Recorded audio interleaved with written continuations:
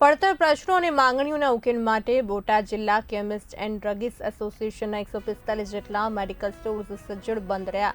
Chemist અને druggist વ્યવસાય સાથે સંકળાયેલા વેપારીઓના વિવિધ પડતર પ્રશ્નો અને લાંબા સમયની વ્યાજબી માંગણીઓના ઉકેલ માટે આજરોજ Botad chemist and druggist association દ્વારા મેડિકલ સ્ટોર સજ્જડ બંધ પાડવામાં આવ્યું હતું। બોટાદ કેમિસ્ટ એન્ડ ડ્રગિસ્ટ એસોસિએશનના પ્રમુખ અમિત પટેલની આગેવાની હેઠળ આ બંધનું એલાન આપવામાં આવ્યું હતું।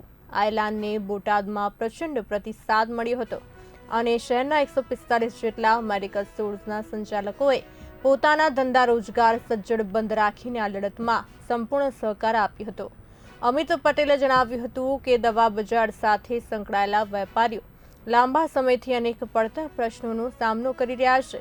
વારંવાર રજૂઆતો કરવા છતાં તંત્ર દ્વારા કોઈ નક્કર ઉકેલ ન આવતા અંતે આ બંધ પાડવામાં આવ્યું છે।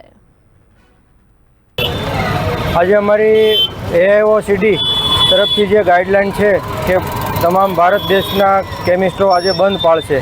એ વિરોધ અમારો એવો છે કે ઓનલાઈન ફાર્મસીમાં જે એક્સ્ટ્રા વધારે પડતું ડિસ્કાઉન્ટ જે આપે છે, ડુપ્લિકેટ દવાઓ પકડાય છે, આ બધા વિરોધમાં અમારો અત્યારે દેખાવ ચાલુ છે અને બોટાદ જિલ્લાના તમામ કેમિસ્ટો અત્યારે અહીંયા હાજર છે અને આગામી સમયમાં પણ અમારી આ લડત